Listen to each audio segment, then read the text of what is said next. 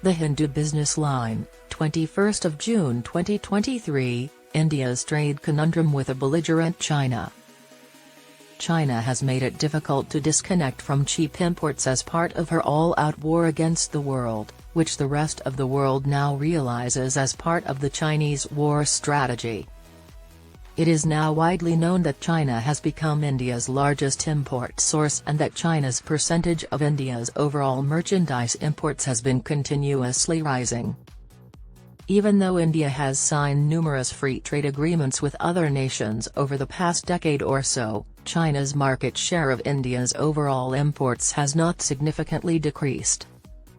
Contrary to the international campaign China Plus One and India's efforts to increase its manufacturing exports, the trade deficit between China and India has grown substantially.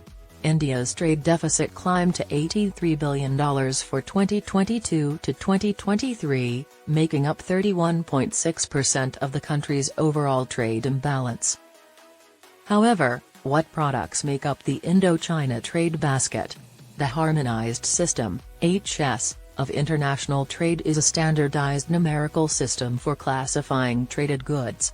Using the Ministry of Commerce's database on global commerce, we can see that at the sectoral level, 2-digit HS, 10 product categories represent roughly 80% of India's total imports from China.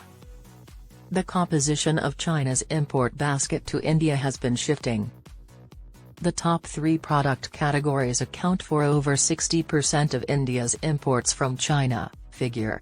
Products, including electronic goods, mobile phones, various types of semiconductors, electrical appliances, machinery, and organic chemicals, including pharmaceuticals and organic chemicals used as intermediary goods, are included in these product categories. China accounts for 40% and 50% of India's total imports in these 3 product categories. And these top 3 product categories haven't altered in the last 10 years. We observe a similar pattern at the HS 4-digit level, further broken down. Most of the top 10 Chinese imports to India are goods with value-added manufacturing. These include electronics, semiconductors, organic compounds, and pharmaceuticals. They also have electrical equipment and machinery. However, imports of various electronic devices and semiconductors exhibit substantial volatility, probably due to the chip shortage in China since the COVID crisis. The broken down data also reveals that only a tiny percentage of India's top Chinese imports are finished goods, with the majority serving as inputs for Indian companies. More than 80% of all goods India imports from China, including semiconductors, for specific years, and antibiotics, HS 2941, last 5-year average.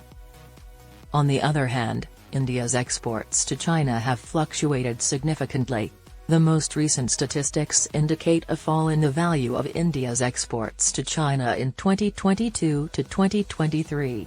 As a result, China's proportion of India's exports decreased from 5.04% in 2021 to 2022 to 3.4% in 2022 to 2023.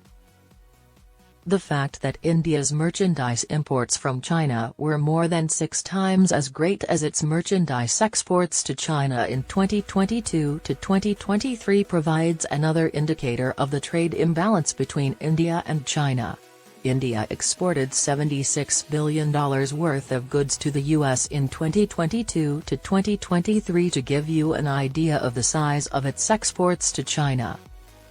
The biggest export from India to China over the past few years has been refined petroleum products, according to a more detailed trade data analysis.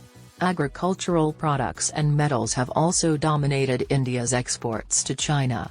India's main exports to China are iron ores, semi-finished iron products, copper and copper products, cotton and cotton yarn, fish and marine products, vegetables, vegetable oils, and rice. Such a trade pattern demonstrates that trade between China and India is not only significantly out of balance but also that India exports largely low value-added goods, easily prevented by governmental regulations and duty controls. While India mainly imports value-added manufacturing and intermediate goods from China, most exports are essential or semi-processed products that require a lot of resources and are typically at the bottom of the value chain. Since earnings from exports mainly depend on domestic value addition and export sophistication, it has been found that countries that operate at the bottom end of the value chain tend to benefit from trade far less. China has grown to be India's largest export market, but if India sends low-value items to China, its profits would be modest. The Indian authorities are well aware of these problems. Declaratively stated by the Indian embassy in Beijing, the growth of trade deficit with China could be attributed to two factors: a narrow basket of commodities, mostly primary, that we export to China, and second, market access impediments for most of our agricultural products and the sectors where we are competitive, such as pharmaceuticals, IT/ITs, etc. Gains in manufacturing. It is possible to argue that specific Indian manufacturing industries are benefiting from Sino-Indian trade, as the availability of cheap intermediate inputs from China may have helped them maintain their competitiveness in both home and foreign markets. However, it is also true that imports from China may have hurt some subsectors of the Indian manufacturing industry. However, such intersectoral trade-offs are inherent in global commerce. Overall, there is no evidence from economic theory that any pair of nations in international trade must have balanced work. Work will occur in several dimensions and product categories, both qualitatively and quantitatively, depending on the country's comparative and competitive advantage. However, Indian exports must climb the value chain to leave their mark on the global value chain and become a manufacturing powerhouse. With time, global exports are becoming more complicated, sophisticated, and high quality. The same is true of India. The quality of Indian exports should continue to rise due to the country's renewed focus on manufacturing. Given that China currently has the second largest economy in the world, it is a sizable market. As Indian exports mature, India must strive to penetrate the higher value-added industries there and elsewhere.